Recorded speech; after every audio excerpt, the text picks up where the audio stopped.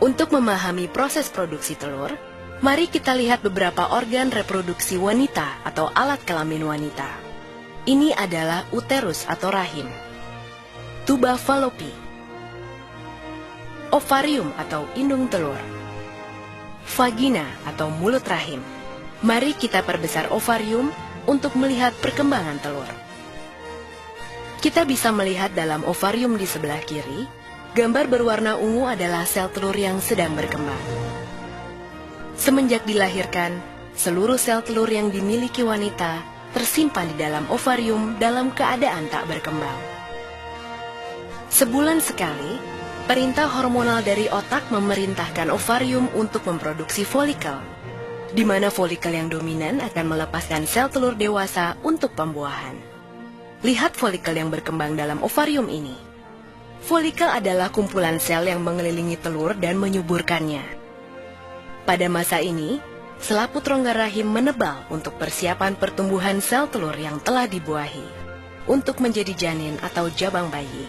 Selain itu, ovarium menghasilkan hormon estrogen dan hormon progesteron. Bila kadar estrogen mencapai puncaknya, maka hormon ini akan memberi umpan balik ke kelenjar di otak untuk melepaskan atau menyetop LH.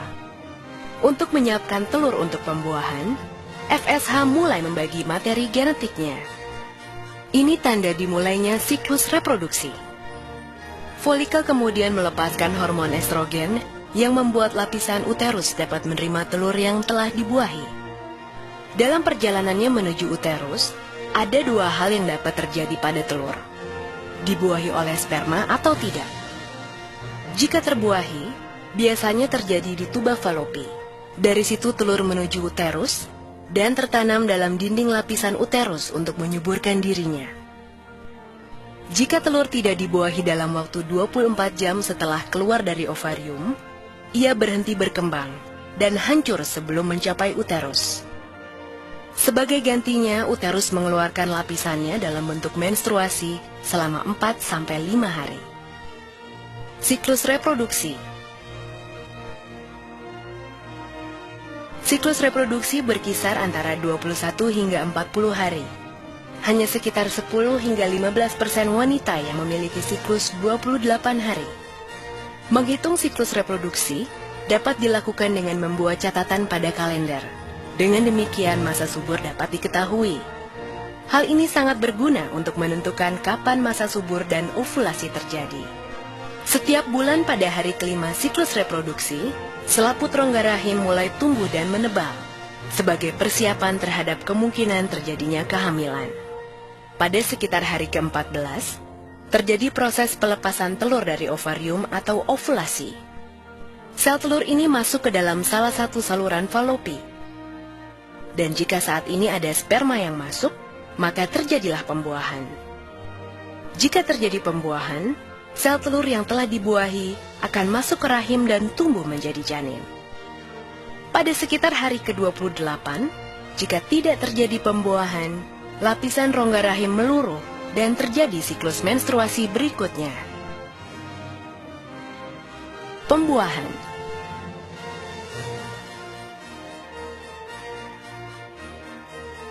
Jutaan sperma dilepaskan dalam satu kali ejakulasi saat puncak senggama. Setelah dipancarkan ke dalam mulut rahim, sel sperma bergerak ke dalam rongga rahim dan saluran telur untuk mencapai sel telur yang matang dan siap dibuahi.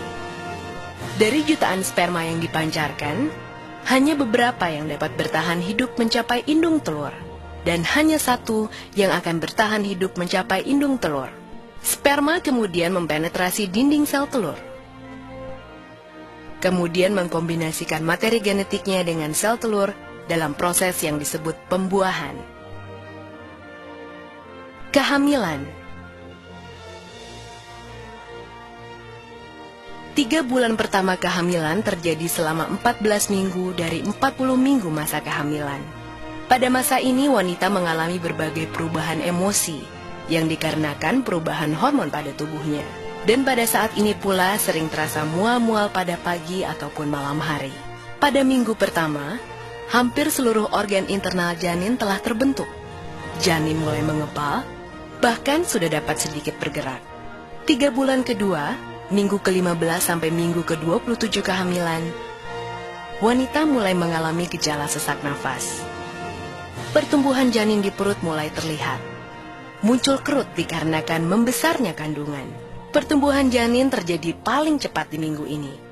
Tangan dan kaki janin berkembang semakin kuat. Gerakan janin semakin dapat dirasakan ibu yang mengandung. Walau organ janin telah hampir terbentuk, paru-parunya masih harus berkembang. Janin bertambah besar dan berat. Pada 3 minggu terakhir, minggu ke-28 sampai 40, bayi dan paru-parunya terus berkembang. Sulit bagi wanita menemukan posisi yang nyaman, baik saat tidur ataupun terbangun pada usia kehamilan ini. Pada akhir minggu ke-40, bayi terdorong ke bawah. Hal ini merupakan tanda persalinan akan dimulai.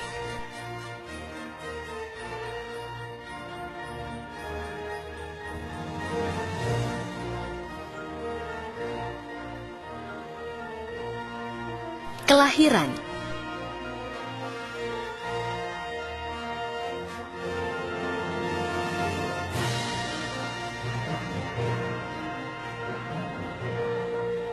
Ketika pembukaan mencapai 10 cm, terjadi dorongan, tanda persalinan akan dimulai. Bayi memulai perjalanan melalui saluran rahim. Saat kepala bayi mulai berputar, ia dapat saja terluka ketika menuju ke bawah saluran rahim yang sempit pembukaannya. Tulang kepala bayi memiliki ruang yang bernama fontanel, yang membuat kepala bayi memanjang dan cukup untuk keluar melalui saluran rahim. Kepala dan pundak bayi disangga, sementara bagian tubuh lainnya keluar dengan mudah. Ketika keluar, kepala bayi secara otomatis kembali ke ukuran normalnya.